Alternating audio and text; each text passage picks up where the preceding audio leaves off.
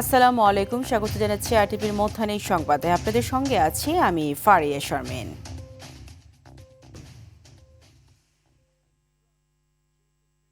যুক্তরাষ্ট্রের ফ্লোরিডায় হত্যার শিকার বাংলাদেশি পিএইচডি শিক্ষার্থী জামিল আহমেদ লিমন ও নাহিদা সুলতানা বৃষ্টির ঘাতকের বিচার নিশ্চিত করতে সরকার কাজ করছে বলে জানিয়েছেন পররাষ্ট্র প্রতিমন্ত্রী শামা ওবায়েদ। সকালে হজরত শাহজালাল আন্তর্জাতিক বিমানবন্দরে লিমনের মরদেহ গ্রহণ শেষে এসব কথা বলেন তিনি। বৃষ্টির মরদেহ দেশে আনার প্রক্রিয়া চলছে বলেও জানান তিনি।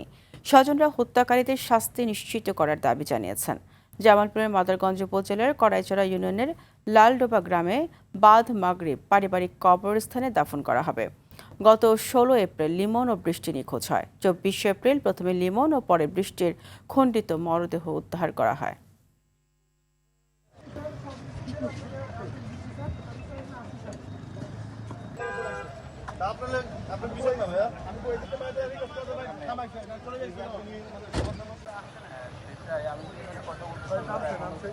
বাংলাদেশ সরকার এবং আমেরিকান সরকার, উভয় সরকারের কাছে আমরা শুধু ন্যায় বিচারটাই আশা করতেছি। আমরা যুক্তরাষ্ট্রের সাথে সরকারের সাথে নিয়মিতভাবে যোগাযোগ রাখছি যাতে এই হত্যাকাণ্ডের সুষ্ঠু তদন্ত হয়, তাদেরকে শাস্তির আওতায় এনে তাদেরকে উপযুক্ত শাস্তি দেওয়া হবে আইনের আওতায় এনে। শ্রমিক সংকট ও বৈরী আবহাওয়ায় ধান কাটা নিয়ে বিপাকে পড়েছেন সুনামগঞ্জের হাওড় অঞ্চলের চাষিরা।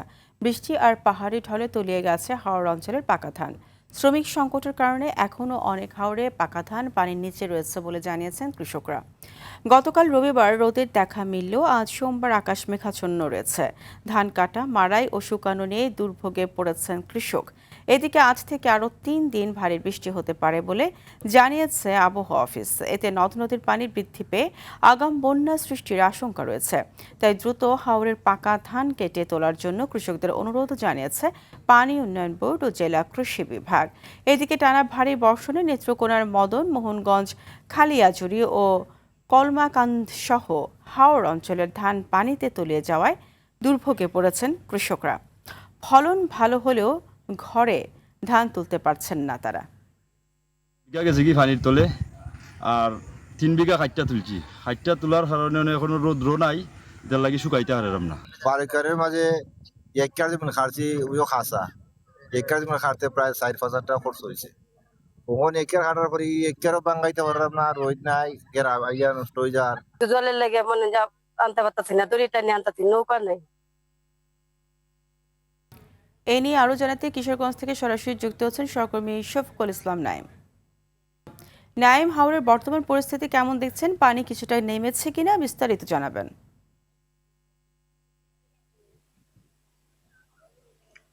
ফারিয়া, ধন্যবাদ আপনাকে।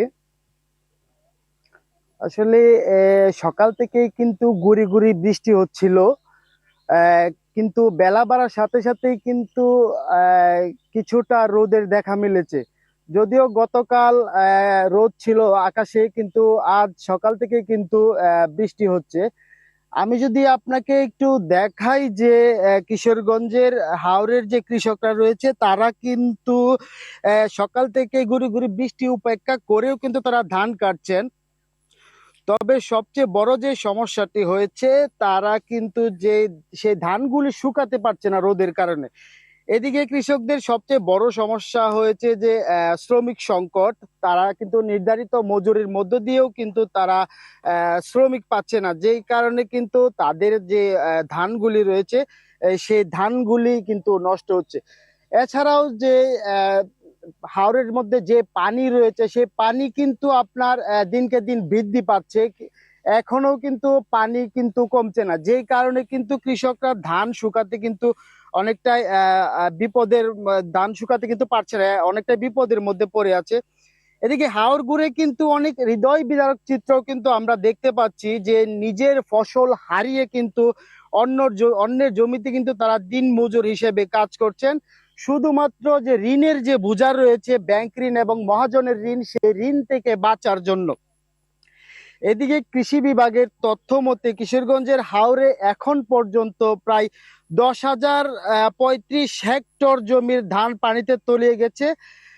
এতে কিন্তু জেলার প্রায় 36,000 কৃষক চরম ক্ষতির মধ্যে পড়ে গেছে। এই পরিস্থিতিতে কিন্তু ধান কাটার জন্য কৃষি বিভাগ কিন্তু উৎসাহ দিয়ে যাচ্ছে কৃষকদেরকে। এছাড়াও আমি যদি আপনাকে আরেকটু জানিয়ে রাখি যে ইতিমধ্যেই ক্ষতিগ্রস্ত কৃষকদের কিন্তু একটি তালিকা তৈরি করা হয়েছে, যাদেরকে সরকারি প্রণোদনার আওতায় আনা হবে। আমি যদি আপনাকে আরেকটা বিষয় জানিয়ে রাখি যে গতকাল থেকে কিন্তু কিশোরগঞ্জে সরকারিভাবে ধান চাল সংগ্রহের যে কার্যক্রম সেটি কিন্তু শুরু হয়েছে, শুধু কিশোরগঞ্জের অষ্টগ্রাম এবং ইটনা উপজেলায়। তো কিশোরগঞ্জ থেকে এই ছিল আমার কাছে সর্বশেষ। ফারিয়া, আপনাকে ধন্যবাদ। আওয়ামী শাসনামলে র্যাবের টিএফআই সেলে গুম নির্যাতনের মামলায় শেখ হাসিনা এবং সাবেক ও বর্তমান 11 সেনা কর্মকর্তা সহ 17 জনের বিরুদ্ধে সাক্ষ্য গ্রহণ আজ। বিচারপতি গোলাম মর্তুজা মজুমদারের নেতৃত্বাধীন আন্তর্জাতিক অপরাধ ট্রাইব্যুনাল 1-এ হবে এ সাক্ষ্য।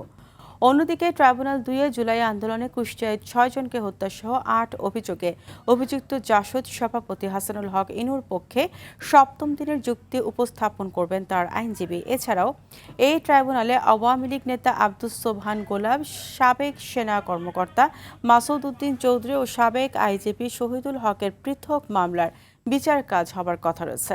সকালে এসব মামলায় গ্রেপ্তার 15 আসামিকে ট্রাইব্যুনালে হাজির করা হয়েছে।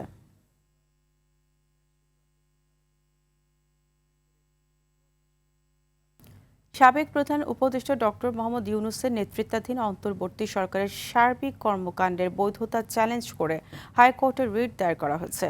এতে সেই সময়কার গৃহীত সিদ্ধান্ত, এর মধ্যে বিভিন্ন আইন প্রণয়ন, সংস্কার কমিশন ও দেশি বিদেশি চুক্তির বৈধতার বিষয়ে কমিশন গঠন করে অনুসন্ধানের আর্জি জানানো হয়।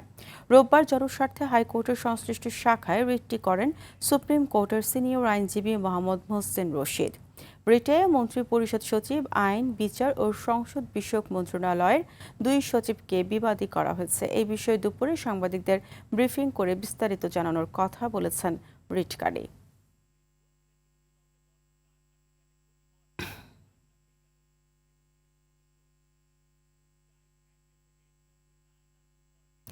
দেশের পর্যটন খাতকে আরও আকর্ষণীয় করে ধরতে জেলা প্রশাসকদের পরামর্শ দেওয়া হয়েছে বলে জানিয়েছেন পর্যটন মন্ত্রী আফরোজা খানম রিতা।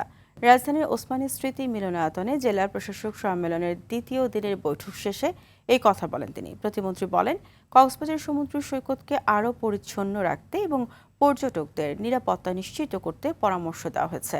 পাশাপাশি সৈয়দপুর সহ পরিত্যক্ত 8টি বিমানবন্দর নতুন করে চালুর সিদ্ধান্ত নেওয়া হয়েছে। এছাড়াও আগামী 3 মাসের মধ্যে কক্সবাজার আন্তর্জাতিক বিমানবন্দর হিসেবে চালুর কথাও জানান তিনি। এদিকে সংস্কৃতি মন্ত্রী নিতাই রায় চৌধুরী বলেছেন, নতুন করে আরও প্রত্নতত্ত্ব অনুসন্ধানের পাশাপাশি পুরনো শিল্পকলা ভবন এবং লাইব্রেরিগুলো সংস্কারের জন্য জেলা প্রশাসকদের পরামর্শ দেওয়া হয়েছে।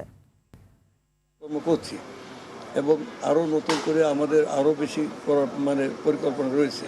এই সমস্ত বিষয় নিয়ে কাজকর্ম হচ্ছে প্রত্যেক জেলা প্রশাসক। প্রত্যেকটা জেলায় কিছু না কিছু পর্যটন স্থান আছে, সেটাকে কিভাবে সংস্কার করা যায়, নতুন পর্যটকদের আকর্ষিত করার জন্য কিভাবে এটাকে গড়ে ওঠানো যায়, সে ব্যাপারে আলাপ আলোচনা।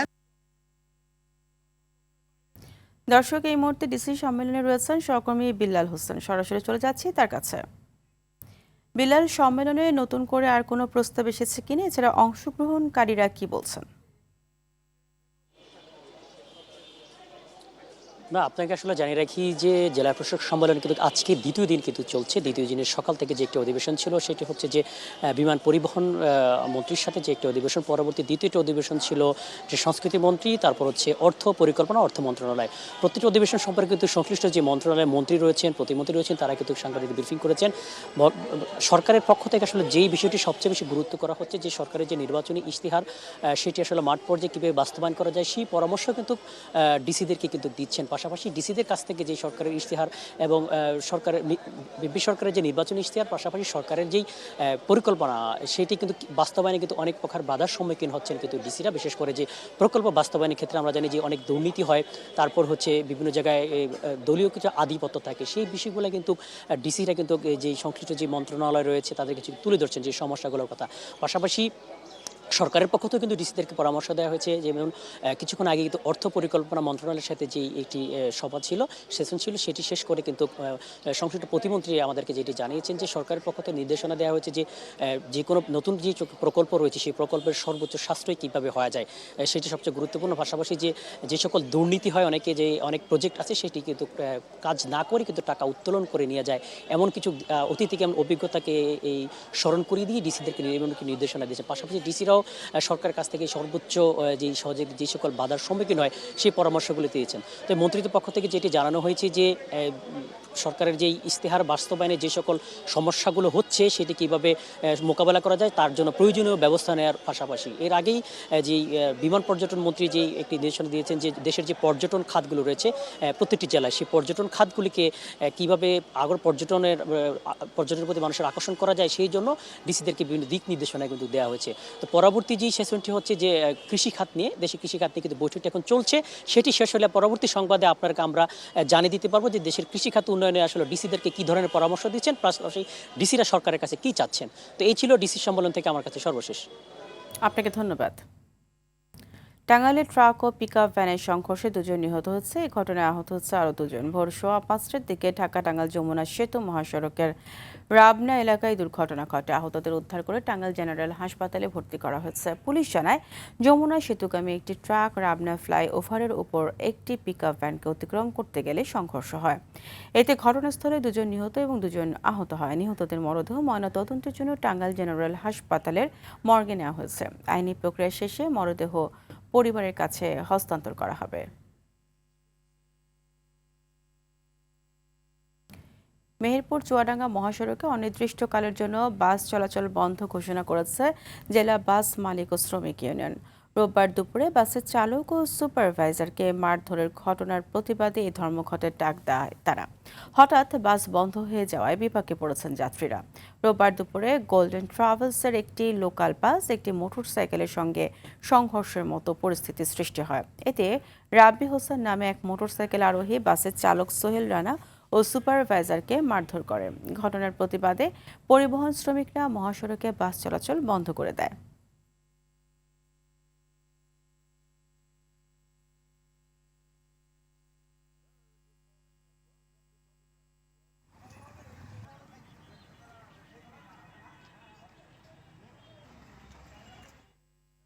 দর্শক, মধ্যাহ্নের সংবাদ এই পর্যন্তই।